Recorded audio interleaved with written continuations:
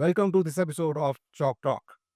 Here we discuss teaching methods, philosophy of teaching, and art of teaching with some of the most inspiring teachers of IIT Kanpur.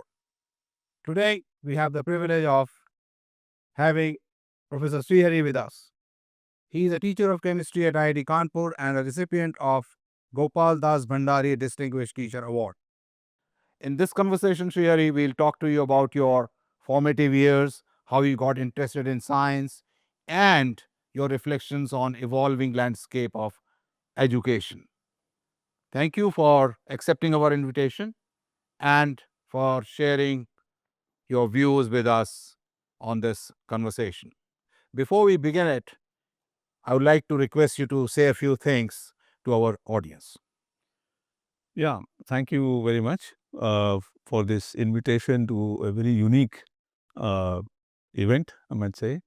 I have followed some of the earlier lectures as well in this context, and it's been quite illuminating to listen. So, thank you again for this opportunity, and I look forward to sharing my experiences. Oh, it's always a pleasure talking to you.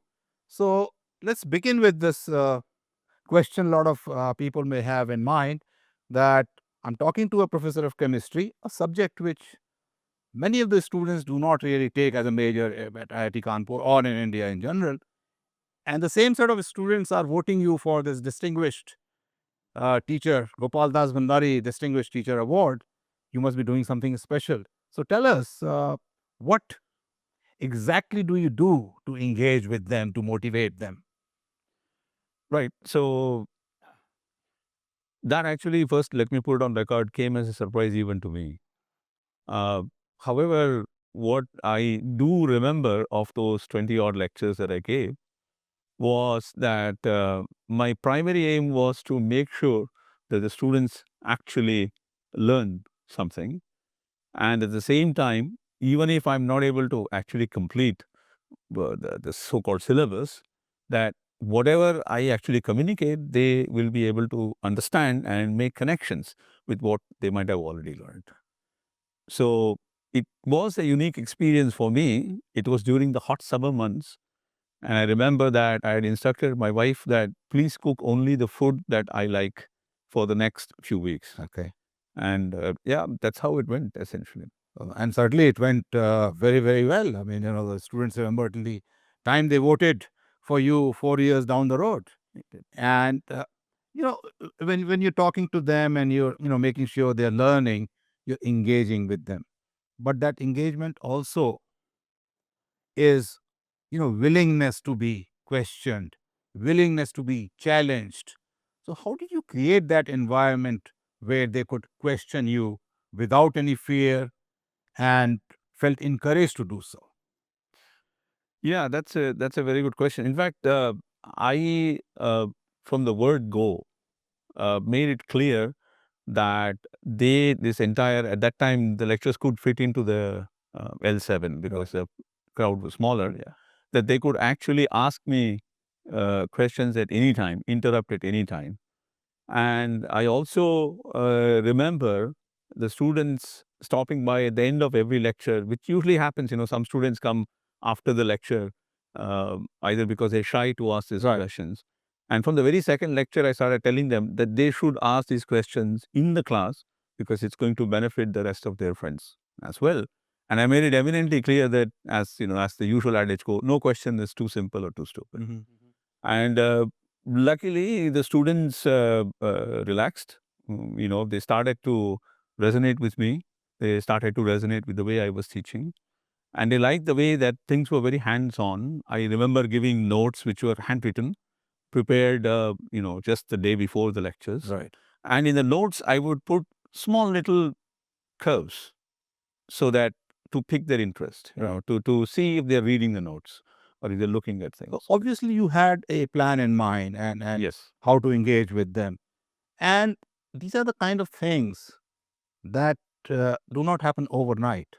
Must have been inculcated over the years of your practice interacting with people. And we will now go into that. So we'll start with your childhood and tell us about it. I mean, what kind of schools you went and what subjects did you take? And was there any interest you showed in subjects like science or scientific way of thinking? Yeah, so my childhood was spent in many different parts of India. So, in fact, I was born in Bangalore, raised in Delhi, then in Madras, and then finally outside went and then came back to Kanpur. But the earliest example that somehow now that I can remember of uh, teaching was my mother teaching me on these old slates, Right. algebra, chalk and slates, Yeah. algebra. Um, and now I have the pleasure of having my parents with me, and I was telling her about this interview. Right. So I was asking her, I said that, what made you do this? Because I know it was much earlier for a kid to learn algebra than Right. I wasn't in the school. Usually it's the sixth grade where you Exactly. And this is very early on. And my mother happened to be a lady who's bright. Uh, she wanted to go to higher schools, but she couldn't because at that time she was married off. But her favorite subject was mathematics. Okay. And she said she didn't want to forget mathematics. And so the best way was it to pour everything she knew into, me, interacting with me. I still remember she also used to play chess with me. Okay. And so she's a unique lady. She's a very, very unique lady. And she's one of the earliest remembrance of. So kind of you got exposed to logic of mathematics, thinking in a very, very logical way at an early stage of your life. Very early. Through this interaction. Indeed. And then you come to high school. Usually that is the time when we first see experiments being done in a lab.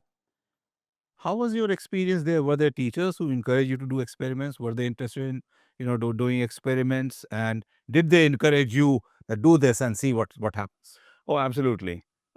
This is something that I can never forget.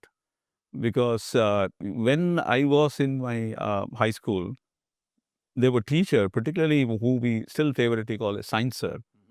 In my 10th standard, seeing science sir.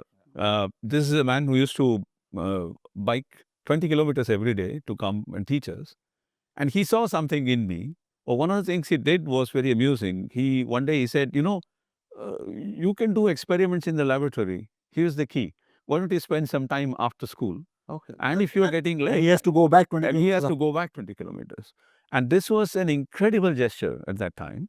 And I remember that this was very genuine. And he really was interested in seeing me get into science. Okay. And this sort of an encouragement was unique. This was Absolutely. Yeah. Teachers like those are unique. Very much. In fact, even today, he is very interested to know what I'm doing and how I am doing and so on. So he's really into teaching. He was, yeah. He was an absolutely unbelievable. And cared for his students. Cared for his student. And I was not the only one. I wasn't special by anyone. Every student in that batch, even now, remembers him for the absolute dedication with which he taught, whatever he taught in science for us. So in a way, what you're saying, I mean, we're doing chalk talk here at IIT Kanpur, but we can think of this as a tribute to that teacher too. Absolutely. Wonderful to hear that. So it's very clear that, your influence of people, your mother, family, teachers, kind of drove you towards science and thinking about science. And then you come to college. How was your college experience? Was there any teacher like that? Again, you found somebody there? I was very lucky on that. So I did my BSc at Vivekananda College in chemistry. Okay. And I remember that after the second year, we had a brilliant physical chemistry teacher by the name of T.K. Krishnamurthy. Okay. T.K. Krishnamurthy. T.K. Krishnamurthy. Okay. We used to call him TKK. That was for short. That's what people used to do. And he walks over to me on the beginning of the third year and he says, I'm supposed to retire. However, I have decided that I will retire 1 year later because I would like to teach you physical chemistry. Wow. And that what moved me, first of all, it also made me very humble. Because here was a man who was changing literally his life plans to spend an extra year to teach. For his students. Yes.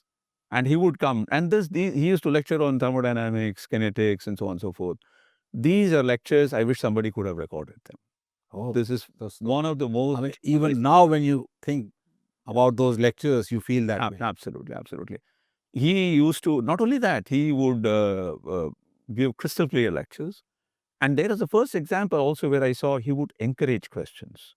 In fact, he was the happiest that day if more than a few questions came in the class. Okay. And at the same time, he would lend students advanced books, which those days we couldn't get in the library, which was there in his personal library. And he would loan them to us. And he would say that, it's not enough to read with one book. You should read several books to form your points. And so he was an absolute master at what Very he was doing. special. Very special, absolutely. So one can see, I mean, the kind of things you're talking about, how you engage with the students, there is a reflection of all this Oh, yeah, absolutely. in that. Right, absolutely. And then you go to Villanova to do your master's. And, you must have been 20, 21 at that time. 20, yeah. And the change from Indian system to that system must have been quite enormous for you. Quite a bit, yeah. And Quite a how, shock. how easy or difficult was to adjust to it, to the new system of education in particular? Forget the cultural aspect of it.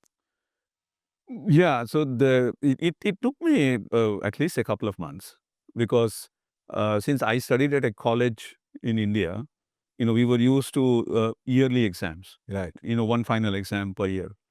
And here was a new system, which was a semester system. There were continuous appraisals, there were homeworks, there were midterms, all sorts of things. And this was difficult at first. But then, with time, I realized that the system has great advantages because You're mature enough to understand that. right, and also it is something that encourages you to keep in touch with the subjects periodically, and not really push it all towards the end, Right. or try to do. So at IIT Kanpur, we call it continuous evaluation. Yeah. This will be like continuous study, Correct, absolutely. continuous learning, so to speak. Right. So this was new for me. Right. I had never seen this, and yeah, but it was a joy.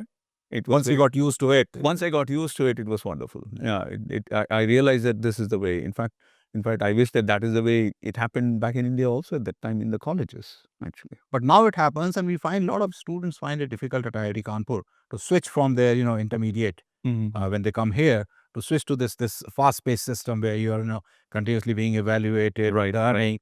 So any experience you would like to share? How they can make it easy here? Um, I think it is a. I mean, that's a rather difficult question to answer. But what I think is that it's a two-way road. I think there are many ways to implement this from the teacher's side, but the students also have to be willing to take that up with gusto. It never succeeds if it's a one-way thing. Right. And Two stakeholders, two different stakeholders. they both have to resonate. They both have to mesh, and one feeds off the other. So when the students show enthusiasm for something, You and reciprocate. and the teachers are encouraged to do better, to come up with better ways of assessment, and and always dynamically adjust what might be lacking in a particular system. Right. So, but that only comes from positive feedback from the students. Very nice to hear that both sides need to engage with each other in a very, very positive Absolutely. and willing way. Yes, absolutely. And so, since you have been fortunate to have great teachers at each level, anybody you recall from Villanova that who influenced you? Yeah, Villanova in chemistry, we had my MSc project advisor, Jose Ramon. MS, not MS. MS, used to call MS.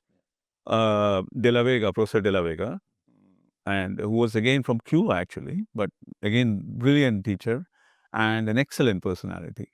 And one who encouraged me to actually go far beyond whatever he was teaching, and gave me sort of a free run in a course. So was Professor Oliver Ludwig in chemistry, who was again brilliant in terms of teaching actually electronic structure theory at that time, because he was Bob Parr's student. Bob Parr was my postdoc advisor too. Absolutely, yeah. I used to also take courses in physics. When physics had a brilliant teacher called Alan Ferris. And you attended his class? Yes. Alan Ferris was teaching, I remember first time he was teaching special theory of relativity. Okay. And I always had a great interest to learn that. Not that it mattered in chemistry per se, but it was a beautiful subject on its own. Right. And Alan Ferris was one of the last students of Julian Schwinger. And his lectures were again beautiful. the notes, the meticulousness, the absolute dedication, and the timing of the lectures. The lectures always seem to magically start and end perfectly. There were no He loop really He prepared his lectures well yeah. and them well. Absolutely. And Alan Ferris was also happy to see me because he said, this is very rare to have a chemistry student in a Sitting in physics his class. lecture. So I sat through a whole bunch of his lectures. I used to go over to maths department to chase down people and learn something from them. So you're thinking of your mother, you're thinking of a teacher in your high school. Yeah, it was attending all quite these a, classes. yeah. So as you can see, once I got used to the system, it was a lot of fun to do a variety of these courses. And so Alan Perry's also stands out in terms of what, you know. So teachers do make a difference as to how you kind of grow and what shape you get into when you become a professional. Without doubt. And then you decide to go to Berkeley for your PhD. Any reason you chose Berkeley, or were there any other universities in your mind before you did that? Yeah, so there's a little, if I may say, a backstory to this. When I was in Villanova, I was really naive and I was happy in Villanova. As you can see, there was my MS and project advisor who was excellent, good teachers. Alan Ferris was interested. I could do lots of physics-related things. So I had decided that I'll stay in Villanova for my PhD. Okay. But my own MS advisor came and told me, he said that you should not be staying here for your PhD. You should be applying to better schools. Okay. And I was very afraid because I said, no, I don't, in fact, honestly, my GRE scores weren't great. We didn't even know what GREs were at the time when I took it. And this is particularly true about Indian students. Once you are committed, you say, oh, maybe that person will feel this bad. is how, yes, absolutely. His was a very professional advice. And also, not only professional, he was big-hearted. Big-hearted, yes. Because I think, I remember De La Vega telling me, he said that you should apply to the top 10 schools, graduate schools in US. And I remember honestly telling him that, I don't have the score. He said, no, that's in the past. We know who you are, we see what you are, and we think that this is the place. And so De La Vega wrote, Alan Ferris wrote a recommendation letter. Okay. So I had a unique mathematics, physics, and chemistry teachers write recommendations. And lo and behold, I got offers from all top 10 universities. Wow. Berkeley, Stanford, Princeton, all of them. That was a very happy situation and a very confusing situation at the same time. Yes. But what dipped it towards Berkeley was that even when I was an undergraduate student, I was actually reading papers by some of the professors, particularly the professor who I picked in Berkeley to do my PhD. Miller. So that actually tipped it in favor of Berkeley. Okay. And I never regretted it because Berkeley was at the top of the game, still at the top of the game, but they were at that moment the best chemistry department in the world at that point of time. Since you were talking about physics, mathematics, did you come across Berkeley physics course when you were in BSc or in MS, and maybe that had an influence on you? Oh, you mean the lecture volumes? Right. Oh, yeah, absolutely. Yeah.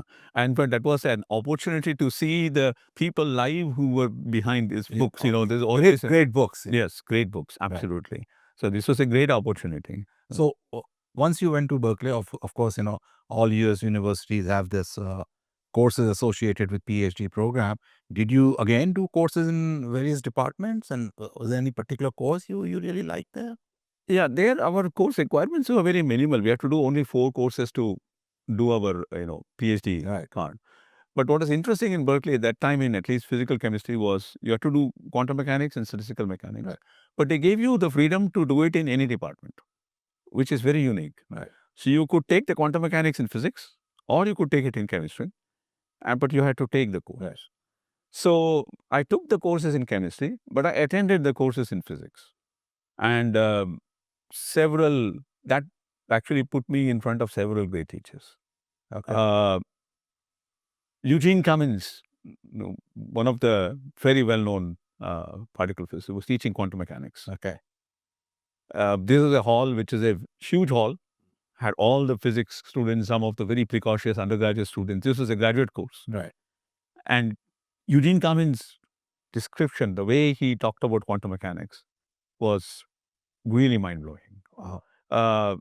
I couldn't, and again, those lectures where he would indulge the students to ask prod them to ask questions. So this was quite an experience for me, actually. And you were, once talking about you also sat through mechanics course and you went back and went back 3 times. Did you like it so much? So before that, I was all quantum mechanics. Right. In the sense that, that's how I picked up and got interested in theory. So Professor Robert Littlejohn in physics was teaching classical mechanics. This was a graduate course. So somebody told me that, if Robert is teaching, you should go, because this is an experience you will not get anywhere else. So I went, and the first time I went, I fell in love. Not only with the teaching style, the content as well. I had never seen classical mechanics presented that way. So beautifully. So beautifully. And also, Robert's style was unique. He spoke clearly. I think he prepared amazingly for every lecture. He used to give handwritten notes. You could just publish those notes. They were absolutely crystal clear notes. And his board work was to die for. I have never seen board work that pretty in a live class. Wow. Not a scratch. And you fell in love with that course?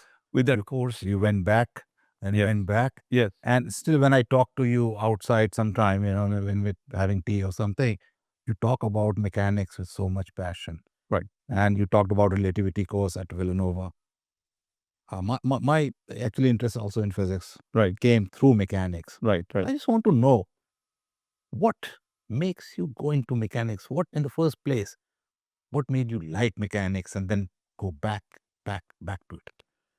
Yeah. So the interestingly, as I said before that, I was all doing quantum, and what happened was, there were always these questions in my mind. Why in quantum you do this or do that, or where does this thing come from, or this operator comes from, and so on and so forth. And when I learned classical mechanics the proper way, so to speak, I suddenly realized that a lot of that, actually, the groundwork was laid by the classical mechanics. Or the connection. I saw the connection, and I could start seeing parts of the bridge between the classical and the quantum. Right. And of course, Robert's style of lecturing helped immensely, for this. At the same time, I then realized that, watching the universe or looking at macroscopic things, it scales so large. You observe and you connect. And, this was a subject which was royal. I mean, even today, I cannot resist. Okay. I mean, your thoughts exactly resonate with me. I think anybody who starts with mechanics first sees this connection and say, my God, so beautiful. Right. And it was actually cemented by, the famous paper of Dirac in 1925, Proceedings of the Royal Society, when Dirac was writing in the heydays when quantum mechanics came and it was being touted as a revolution of sorts. I can never forget Dirac's first paragraph in that paper. He says that, it's not that classical mechanics is bought, it's just that the equations have to be interpreted differently. And therefore, he says, the new theory can use all the information provided by the classical mechanics. Yeah, and this is just like Heisenberg also in his paper. Right. He said kinematic difference, how you represent quantities. Yeah. The equations remain the same. Absolutely. And I mean, and I heard you talk about the Heisenberg's work and, this whole Fourier series and the development and how. Absolutely. And it seemed like, he was doing essentially classical mechanics, talking about orbits and frequencies, and then suddenly made this intellectual leap to this. Absolutely. Which I think that is amazing. In fact, I remember I was mathematics department in Berkeley, had the legendary Steve Smale teach a course. And another professor, Alan, his name is missing. We were giving an honors level class on the mathematical methods of classical and quantum mechanics. It was the honors level, so undergraduate, very smart undergraduate. So I went and sat on that course. And I remember the professor in that class, he said that, we're going to talk about the mathematical methods, but we will tell you that how the mathematical underpinnings of classical mechanics are far richer. And they made this beautiful connection between, things we learn in the quantum world and things we learn in the classical world. And again, this is one of those courses, it's a magical courses to attend, which is unique. I don't think Wonderful to hear that. And I really hope some of the students who are watching this learn how to widen your horizons, to sitting through different courses, sitting through lectures of people who are masters of that game. They can make you see things which otherwise you fail to see. True. Right? So tell me, I mean, you continued this as you went for your postdoc to Cornell? Yeah, absolutely, absolutely. And Cornell again was a powerhouse of people. The great Hans Bethe was there at the time when I was there. Um, they were again excellent teachers, both in physics and mathematics, and also in chemistry. And Roald Hoffman, who was Nobel laureate and probably one of the best teachers, again touted. Uh, he was there. And so there was plenty of opportunity to go and listen to these people across departments. And I mean, for me, I think I can probably sum it up very simply that anything that excites me, anything that looks interesting is worth listening to. And I would go there and spend that time. But the beauty is that you also connect. And so, you could have been in physics, you could have been in mathematics, you are in chemistry. Right. Why are you in chemistry? I'm as a physicist, I'm asking you. Good question.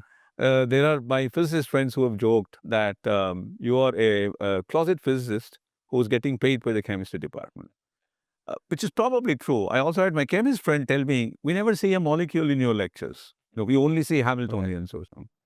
So it's an interesting question. I think there was a point during my undergraduate where I was equally interested in mathematics, physics, as well as chemistry. Um, and I had to make a call. The thing that really interested me at that time in my undergraduate was quantum gravity. I really desperately Listener, Thorne and Wheeler, that was the most popular book. Thorne Wheeler, and you had Stephen Hawking, and and Einstein's this romantic stories people tell about Einstein's failed attempt at quantizing gravity. It was a mesmerizing thing, and I really wanted to see if I could jump into this, even get into this. But somehow, I had a niggle now, and I said, uh, would I be really that good? Even if these big guys are over there, am I really going to be that good? And how would I connect that to say something which is measurable? A fundamental question to ask. Whereas in chemistry, it seemed like if I could bring those same mathematical methods to chemistry, I could probably make a connect because one could measure rates and so on and so forth and either prove you or disprove you. So I chose chemistry. But all along in my courses, You became because you're good in other subjects too, you become a better chemist.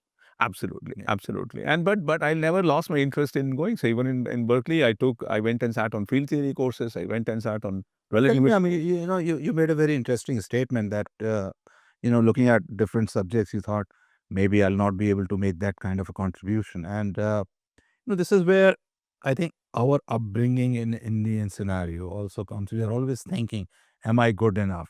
Maybe it's changing now, but we always question that. Whereas, as a TA, you must have seen, I've seen as a TA that, the American students in particular, they'll think, yeah, if I work hard enough, I can, really get there. Right. So the difference. Do you think this makes us hold back, maybe keeps us back a bit? It does. I mean, I think one distinct difference between the American system of education and Indian system, which to a large extent still exists, is that the American students have a lot more freedom in terms of asking questions, questioning the lecturer himself. And the confidence. And the confidence, absolutely. Whereas India, we have a tradition of respecting the teachers. So there is so it has a two-pronged effect. One is, of course, you are a little hesitant to ask a question. You become hesitant about yourself? About yourself, right, absolutely. And sometimes the teacher might say, well, that field is not really for you. And so you might. Oh, he was so genius, such a genius, he could do it. Right. Maybe not you. Exactly. Whereas in US system, I think this is where there's a huge difference. Because in the US system, if you are at it, as you said, if you work hard, there are people to support you, to push you up, push you in the front. I noticed this when I was a graduate student. Here we ask, oh, he's such a genius, he's so intelligent. There they always say, he's very hardworking. Right. So that, change of absolutely different perspective about how you achieve things. Yes, there's complete liberty. I mean, because hard work is in your hand. Absolutely. And the great string theorist Edward Witten, when I read his story of how he became a physicist, I was amused that he was a history graduate? history. Yes, absolutely. He wanted to be in politics. Right. In fact, even Republican Party, he canvassed for them. I thought, that's amazing. How did he make that switch? What made that switch? So that system is special. That system somehow still allows students to dream big. Yes. And it Dream big, that's the word. They can dream big. Exactly. I can do it too. Right. And when the system recognizes that you have it in you to dream big and they see the sparks, Right. they will go all out To make it happen.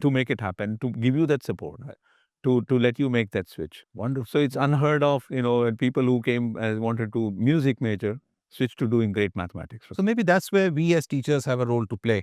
That we go to class and some students are scared. Oh, I can't do math. I say no. You work hard enough, you'll get there. Right. That's what we ought to do. Absolutely. And also tell them that it's not difficult. Yeah. If you stick with it. Right.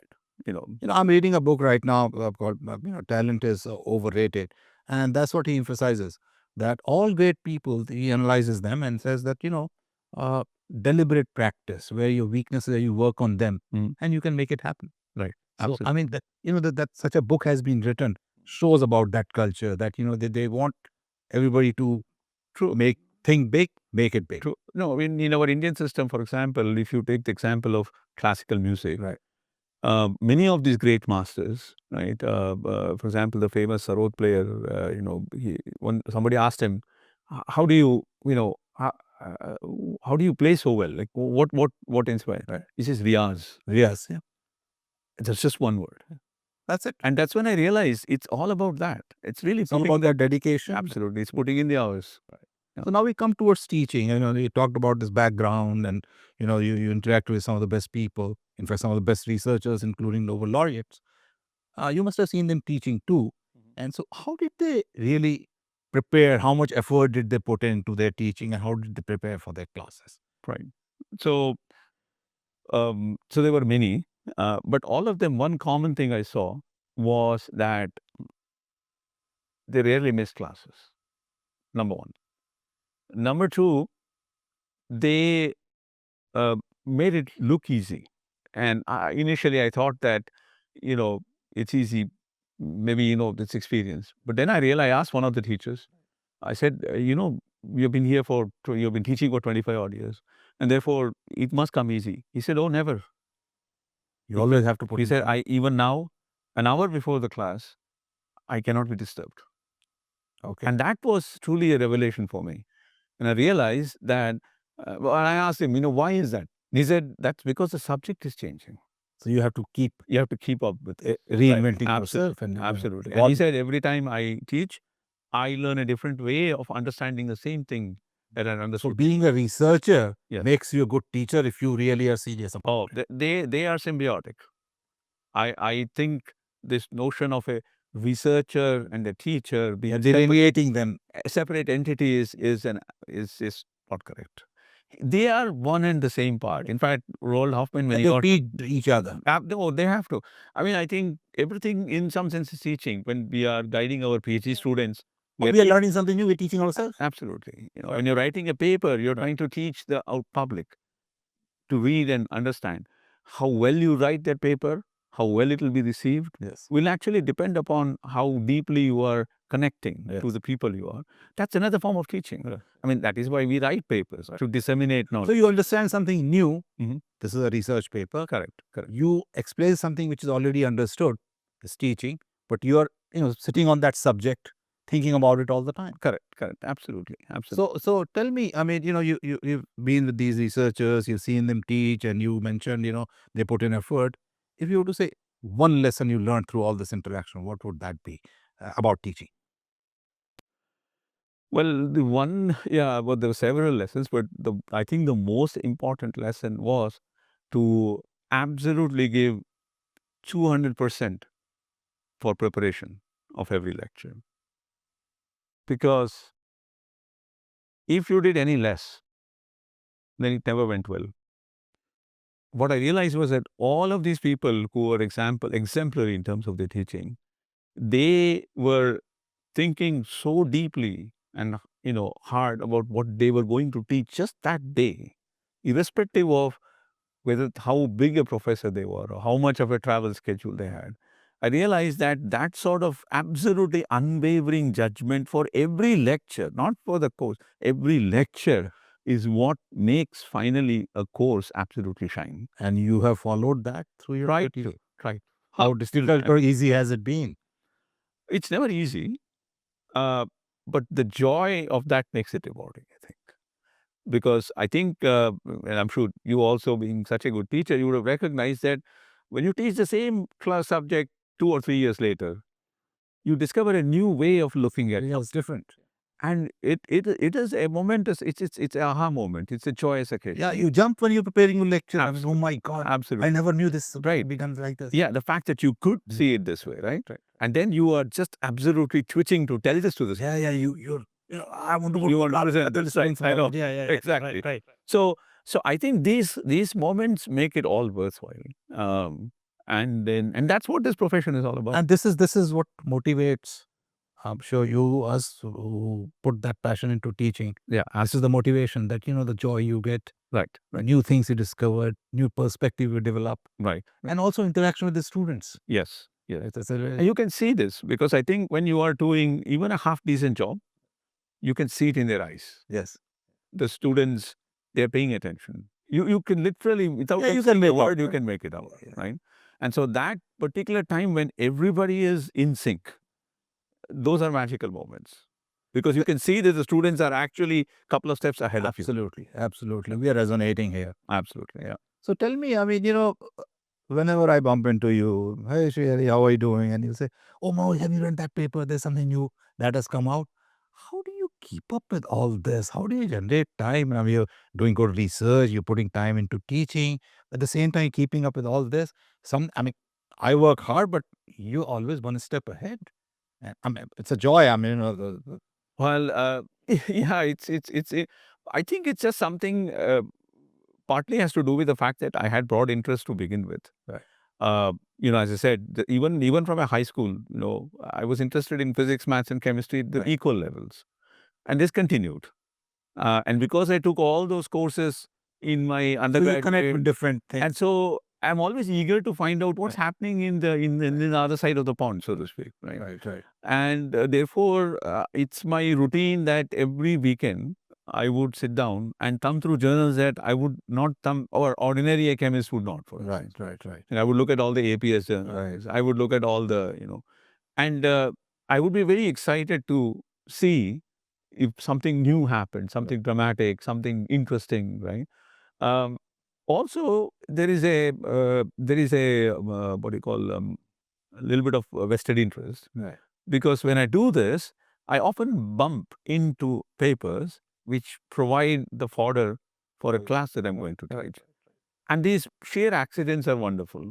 It's the analogy of serendipity. It's the analogy of those days, those great days when people used to go to libraries. Right. And you would wander around, and racks, and suddenly pick up a book which was not what you were planning. You find that page number 347 has a beautiful derivation. And this was a joy. And I say, so this is, maybe it's because of this that, it's interesting for me to find out what's happening and that makes you a very interesting personality to interact with. Hopefully. Yes. I enjoy it all the time. Thank you. Yeah. And so in this, you're saying like you take weekends, flip through the journals. It's an activity which takes a lot of time, and the returns may not be that much. Sure. And so do you think learning and doing things well is necessarily a slow activity where you got to sit back, relax, look at things in a leisurely way and cover all the angles? Or do we just rush through things and next paper? Yeah, I was never an advocate of that. For me personally, doing science is a personal choice. And so it's a enjoyable activity. And just like, any activity which you like, you take your time. So it's the same with whether it's teaching or research. You sit, look through it properly. Yes, absolutely. And you start the day by asking a question, for example. And at the end of the day, you see whether you have answered this question or whether you have made progress. This progress could come, if you're lucky, a couple of months later. Right. It could be happening a year later. And there are problems I worked on which have taken 3 years. Well, we have published it, but I don't claim I've still understood 100% of it. But the joy is in exploring all the little alleyways that this problem leads you to, and the richness. So a rich problem always leads you to a lot of interesting alleyways. Right. It also takes time, and then Right. you have to have that patience. Right. And I think it's good in some sense, but again, it's a personal style. Right. There maybe for a different set of people, it's more exciting to jump to different things very quickly. It's possible. But in my personal opinion, this slow pace of whether it is preparing for teaching or doing research or writing a paper, I mean, for the word of me, I still cannot write a paper in less than a couple of months. It's not possible. And this is actually thanks in some sense to my postdoc advisor, Greg Ezra, who's brilliant theoretical chemist at Cornell. The first paper I wrote with him, I remember, I thought I was very proud. I wrote a very nice draft, came back with so many comments. You will not believe it. It went through about 12 iterations. And I'm not a bad writer, actually. But that was a lesson for me. That was a learning. You became a better writer. It is. I became a better writer. I also saw the way he was connecting from one to another, a page to next page, a topic to next, a section to next section. This is what we teach in communication. Absolutely. Now he's doing it and you learn by doing it. Correct. And at the end of the day, it was a much better paper than what I had written 3 months before that. Wow. So I'm eternally grateful to Greg for that. I mean, we're really getting into your personal way of thinking. And one thing I've noticed when I walk into your office, when you do your academic work, is on the finest papers, using the finest pens. Right. And, always made me wonder, but then finally I realized maybe this is Srihari's way of showing due respect to the profession, to what he's doing. And so I would really like to hear your comments on that, especially when you're doing this kind of a ritual or sense of discipline or dedication, like Sachin Tendulkar had for his kit. Right. Yeah. I mean, that's true. I think in times bygone, people were proud of the number of pens and the kind of pens they used to have. Right. And nowadays, hardly people can make more pens. I'm still a sucker for a nice notebook and a pen. In fact, I know many other colleagues of mine here also who are equally have a great weakness for pens and fine paper. This has probably come something more easily. The field that I am in, for instance, which you are in, I mean, we being theoreticians, maybe our everyday writing, this happens. This we do. This is something that maybe people who work in experiments don't necessarily engage in. For us, our research engages into this writing habit. And so that being the primary tool of our research, You want to keep it. why not have the best? Yeah. And it's a pleasure. It's a pleasure to write on high quality paper. Right.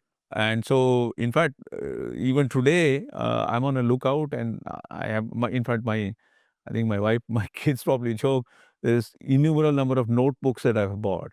Not all of them have been opened yet. But they just happen to be beautiful notebooks. Some from Japan, some from France, right? And so it's just that love with the profession we are in, our tools and things like it is. Yeah, I mean, there's this famous story. There is this chalk called the Hagoromo chalk, right, which there's a nice little clip about that in YouTube, where the mathematicians claim that this chalk is so beautiful that you could not go wrong proving a theorem once you're doing this. I think it's a wonderful clip to see. Of course, that's sort of mythical in some sense. Right. But the very fact that world's best mathematicians would hoard up on this chalk, right? I also have some of in a way that connects with you this using chalk. the best Absolutely. Because I think when you have these tools which you work with, a good paper and a good pen will always make you feel good about it. Exactly. Yeah. Yes. So tell me now, we talked about all this. We come to specifics about your teaching. So you have this new course to teach. How do you prepare for the first time if you're teaching it? Do you give like 6 months, 1 year, read a lot? How do you prepare your notes and the whole course? Right. So if there is any new course that I'm going to teach, and I actually did that a couple of times here, I usually start thinking a couple of months before that semester is going to come on, that how am I going to organize this, or what is it that I'm going to say, or why should I say this, or what are the students really going to learn? Um, how can I take them from sort of say level 0 to level 10? Where do I pitch it at? So, So not really just content, yeah, you're also thinking about, how you're going to do it, right, why you should do it, right, what is right, what is wrong about, the content. right, and what is new? Yes. Why is this a new course? Right. Right. I mean, in the context of other courses that are being offered by my colleagues or across the departments, how does this stand out? Does it add? Is there a value added to this in terms of that? So that sort of a mental process starts early on, and then I start organizing things, and then I start jotting down So do you ideas. follow a textbook or you give your own notes in the classroom? So, well, most of the courses I teach, there are suggested textbook. If they are, the core courses, I do try to follow a specific textbook. For electives, it's a little bit more freewheeling because I give a list of texts they can refer to. Maybe Some a few research papers. Right, few research papers, reviews. Sometimes I also have my own way of thinking, so therefore I would make some, additional notes that I would provide them. So that is a little bit more flexible in terms of electives, how things go. In particular, because I want to encourage the students to learn from different texts, because no two texts give the same viewpoint, right? And it's always good to see a multi-view And then have your own perspective. views. Absolutely, and find a So genesis. tell me, I mean, say 1 hour before your class, you mentioned some of the teachers had just 1 hour was theirs. Right. So what is your 1 hour before the class and how do you start your class? You start by asking a question, go over the material covered in the previous class, or what do you do? So my usual habit, which all students will vouch for it, is that when I enter the class, I say, are there any questions from last lecture? Then if there are nothing, I ask them, do you have any questions from any of the lectures? And occasionally some student, they pick up the courage and ask questions. So my classes always start that way. Okay. Um, What do you do 1 hour before the class? I mean, how do you prepare for the class? 1 hour before my class is tapasya in some sense. It's my time. It's private time. And because I've learned that the mind needs to be very highly focused for that particular lecture. And so literally I'm working through the entire lecture on my notebook. I'm just working through it. But what is interesting is those are working through only the sort of the significant points that I want. For example, it could be a long derivation. Right. So, for example, even today, it doesn't matter whether it's a core course and elective, I never take a piece of paper with me. So, I just go in there and I start lecturing. Now, this serves two purposes. One is my lectures are at a pace which are understandable. Second, it lets me know how old am I getting. Because the day I forget to derive something or a step, I know the retirement's pretty close. So it's a good way for a mental exercise for me. And third, it has occasionally happened that I have, missed a derivation. It has gone a little south, but then I have covered the ground and found an alternative derivation right there. Not only that, I think what it does, and I follow pretty much the same practice, is that it sees the students how things evolve. Right. And when you get stuck, how to correct them. Exactly. It's a great learning experience that way too. Correct. And in fact, I've had occasions where the students themselves have pointed out, Yes. that there's something missing or this is not there. And that also tells me it's a nice feedback to know that they're alive. And it's They're real watching key these. because you're like working like partners in learning. Correct. Exactly. Exactly. So that's very, very, very nice Yeah. to hear that. Now, tell me, I mean, we are saying about all this hard work being put in and all that. We're excited about it. But here we are, digital age. We're competing with lectures on the internet by X, Y, Z. Right. How do we keep our lectures and notes relevant, interesting, and engaging to the students in our class? Yeah, this is a very interesting question. This is something that's been on my mind as well. So I'm glad you asked it, although I don't think I would be able to give a clear answer to it. It is true that now you have lots of, you can hear on the same topic, the student have a choice to hear an MIT professor lecturing or a Stanford professor lecturing or somebody in Berlin lecturing. So this makes our job challenging, but at the same time, it's great for the students because it gives them a wonderful set of resources, uh, even if they miss the class. No, but when they'll give you feedback about some lecture, it's a learning experience for you. Absolutely. But I encourage. Nowadays, what I do when I give the so-called first course handout, I myself point out lecture series which are on YouTube or somewhere, which the students can refer to. And I encourage them to actually see them because, different from, they're probably putting it differently from what I'm saying. They can see a different way. And You also become a teacher in this global university. So in this, it's not easy in the sense that, you there are these resources out there and this is only going to increase for sure. yes. But I think the way to think about it is that you're sort of a part of this holistic thing, right? So you Make the best. the way I see it is that if my students are looking at a professor's lecture from across the ocean, there is some teacher, a student across the ocean who's probably looking at your lectures. And NPTEL courses from India have proved that. Absolutely. Globally, they're very, very popular. Yes, I think, they have great service. Absolutely. So, you've taught, you've done this, and then we evaluate students, and institute has certain norms, this many quizzes, this, that, and how do you prepare your question paper? Is it different for core courses, for, electives, different for quizzes, mid-sems, end-sems? Just give us your thought process. Yeah. So um, so the courses, generally, the core courses, they usually go by sort of the, typical exam sort of thing. But even there is a twist. What I realize, at least in this many years of teaching, is that there are students who are very good, but they are not fast. I know if I give them enough time, they will do this. Then there are students who are very quick, but they're hesitant to go deep into a problem. So it's an interesting mix. So that is why in many of my exams, I have three sorts of exams. I would give an in-class exam, which would be a closed book, standard exam. I would have an in-class, which would be an open book, Which is for deep thinkers.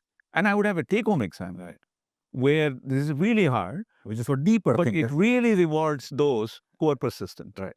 Now, of course, one of my colleagues told me, he said, but if you let them take home, then they were going to collaborate. I said, absolutely. That's the idea. I really want them to collaborate because this is what I learned when I was at Berkeley and Cornell.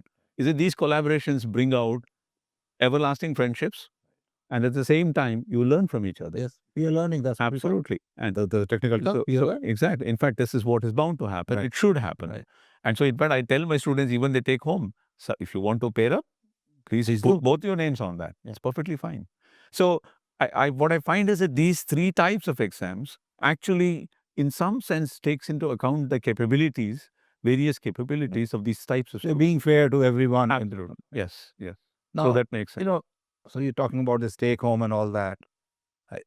You have said often that home assignments, and you're talking about take home exams also, should be really tough and challenging to the extent that students feel frustrated at times. Right. How do you balance that with keeping them motivated?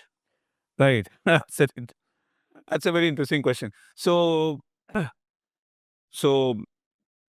there are questions which, the reason I said that is because how do we, if I as a student, if I have to measure as to have I understood this subject, at what point do I say, okay, I have got the central message of this course, right? Now I know this. This requires you to actually face up to that final battle, if you want. That's really challenging. Which is challenging. Which, as one of my old teachers used to say, which will make your knuckles bleed. Yeah, but at the same time, the students may feel very demotivated if it makes their knuckles bleed. Right. That there is a danger to that. But what I have had experience, what I've heard from my students over decades, they've said even those students even now remember the questions I asked and remember being frustrated not being able to remember me.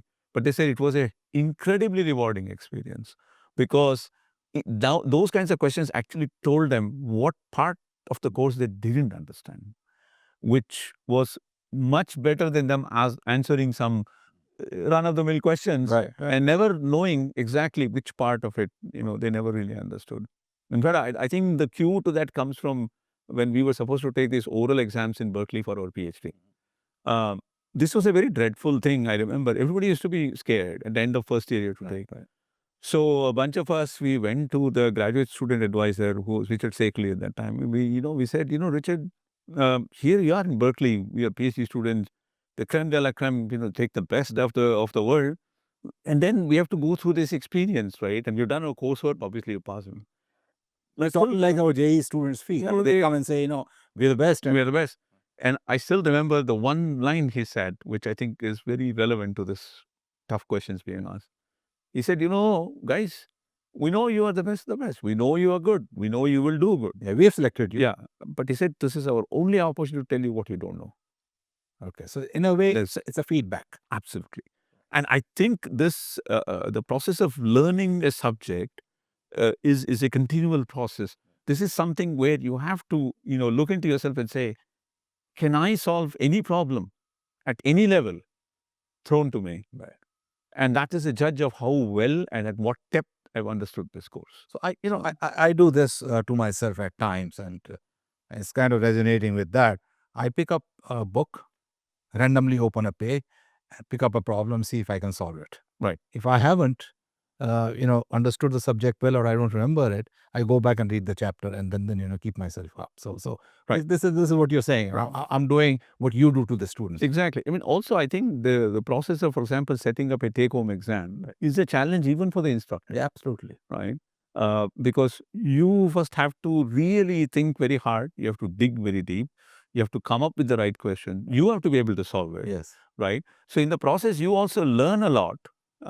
You see papers that you had never seen before, which is a wonderful byproduct of this whole thing. And the students who have successfully tackled those questions, in fact, I tell them, even if you do 50% of this, it's a great thing. Yeah, it's fantastic. And relative grading helps. Yes. They don't lose the grade. Exactly.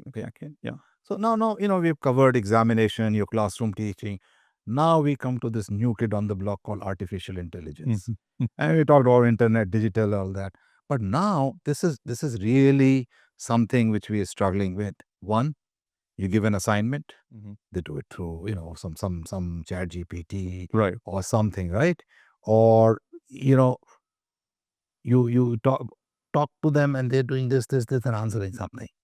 So how do you tackle this in the current scenario? Where is the education going, and how we as teachers make effective use of this rather than it being something which helps in copying?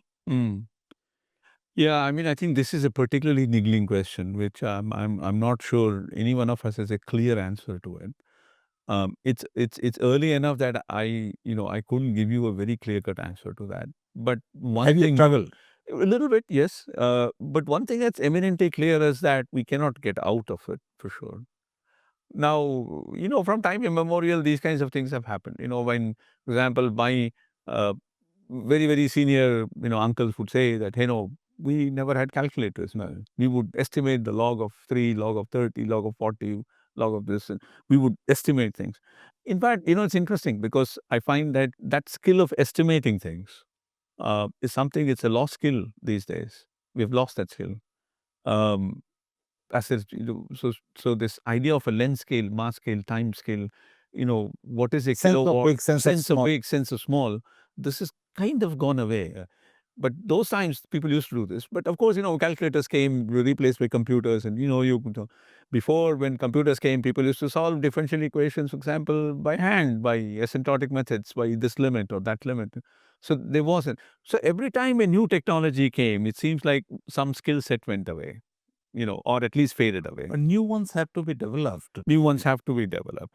The artificial intelligence, though, I think is in a way, the AI is in a different class because it's not a small perturbation. It's a pretty big perturbation. It's not even a perturbation. It's not even a perturbation. It's a game changer.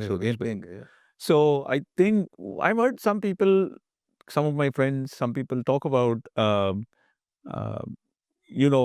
coming up with ways to beat AI, in the sense, create problems that AI couldn't.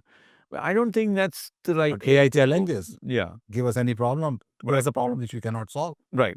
So, every time somebody does that, that goes into the bank of AI. Right. So, it's just Maybe just like it's a game changer, we have to do a paradigm shift in our teaching methods also. We have to think about, right. what to do, what not to do. I mean, for example, you talked about this calculator. Mhm. Now, if I ask somebody to calculate the range of a missile, for example, Right. and the person says 3.795345 meters, doesn't make sense. So, Right. sense of estimate, right? Correct. So, that kind of wisdom has to be imparted. Right. That although you're using this tool, but you have to know what Yes. the answer is and when it makes sense, when it doesn't make In it, I think it is what has to be emphasized is that used in the right way, it's a powerful tool, which I think goes with any of these Right. technological. But then we have to be able to guide in that way, and that's where we have to learn. I think one way is to have some sort of guardrails to tell the students, that what is a good practice and what is not necessarily a good practice, how to use it in some sense. Perhaps one could also set up examples where you could usefully use this to lead you to a point where you could start off doing something. But then this is I'm reminded of this great saying by Eugene Wigner. Because at that time when the ENIAC computer came, somebody very excitedly came and told Wigner that, this thing can compute and, it can solve this and that. So apparently Wigner said that it's wonderful to know that the machine knows how to solve it. I would like to know it too. So you learn. Absolutely. And I think this is where we have to, we have to, I think, emphasize to the student that it has to be a good relationship. And it has to be a learning tool. Yes, that should be more like one of these peer learning experience. Right. The AI is a peer in some sense. But at the same time, you have to have your independent thinking. Because, I think philosophically speaking, maybe almost metaphysical, what defines us is our capacity to think originally. Frontal lobe. Yes. The day we lose that status, I think we are in a bit of a Very nice perspective, really. I'm sure, our listeners would really benefit from that because we are all talking about it. We are debating about this. So you're giving a very, very nice perspective on that. So now we change slightly and come to, the curriculum of IIT Kanpur. And we talk about core courses and the departmental courses, departmental core. So I'll focus on UG core courses. Do you think it's a good idea to have fixed core courses for 2 or 3 semesters, which gives them a wide range, and then they can do whatever? And if yes, why? If not, why? And I think giving that broad education is very important. That's really my personal view. For a very simple reason, the world is developing into a situation where interdisciplinary research is going to become the norm. So when you learn the basics of chemistry or physics or mathematics, whether you're not going into chemistry or you're not going into mathematics, it gives you this perspective. I think it also gives you a glimpse of, for example, how chemists think or how physicists think or how a mathematician thinks. This is going to be a great thing when later down the road, you're going to potentially collaborate in a very exciting interdisciplinary project where you will have to talk to the chemist, you'll have to talk to the physicist. Having done those courses, you were, although you might have forgotten, the brain has a wonderful capacity to recall things. Or connect. And connect, absolutely. And B, I think you know how to communicate at what level. Yes. Which will make for a much better collaboration. Given that, should we have them fixed or can we have flexibility, optional core courses, like instead of taking A, you take B, but do some core courses? Right. I think core courses are important for sure. I'm a little bit old style in that point of view. I mean, maybe even previous century because because in the sense that I still think the pillars of science, the canonical pillars, chemistry, physics, maths, in fact, biology. Biology, yeah. These 4, I think, should be life sciences. Life sciences. They should be your early year thing, right? I mean, so I'm glad you say that because that brings me to my next question. And that is, when we talk about core courses and things, maybe some courses can be replaced. The first thing that comes to everybody's mind is chemistry and life sciences. Right. Maybe you can do away with them and replace them something. Is that acceptable? And if not, well, of course, as a chemist, it's not acceptable at all. Of course not. I mean, yeah, it's not. But I think that is partly I'm not blaming anyone here. I think it's partly to do with the way these subjects are actually taught at a high school level in our country. And again, here is where there is a very distinct difference between, for example, the US or the West and us.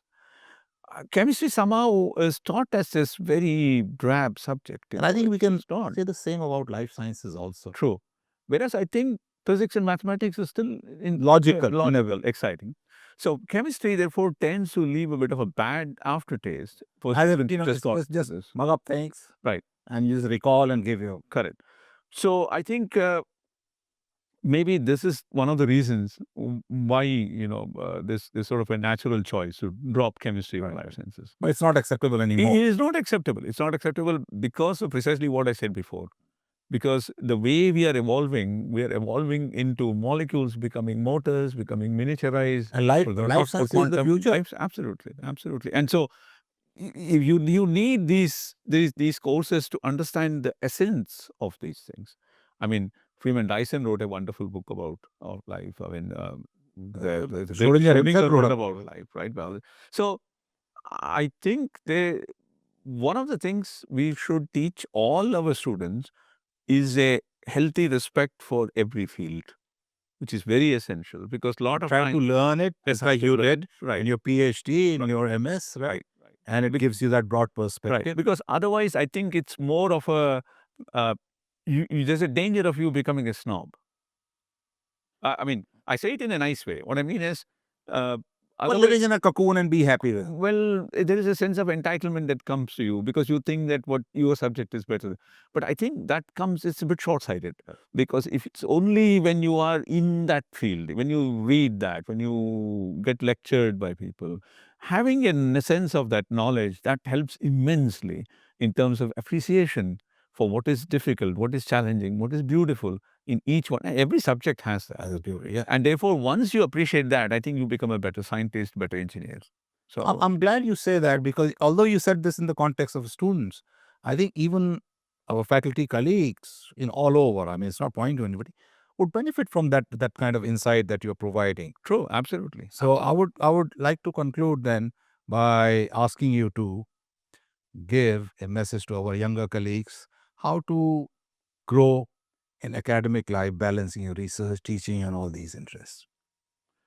Right. So I'll keep it short. And the short part is, the first statement I would make is that despite what might seem to be, research and teaching are absolutely interwoven. So, the one helps the other in some sense. So this is the most important thing I would like to convey. The symbiotic. Symbiotic. You do well in your research. If you are a good teacher, you end up writing. Your writing style improves. Where you communicate improves. And of course, if you communicate, you write well, you express yourself well, the papers are a joy to read. And if the papers are a joy to read, of course, your research gets noticed by many more people and cited, obviously, by many more people. So it's a give and take. It goes both ways. Second thing is, when it comes to teaching, nobody, I think, is born a great teacher. It doesn't happen. As I already said, it takes a lot of effort.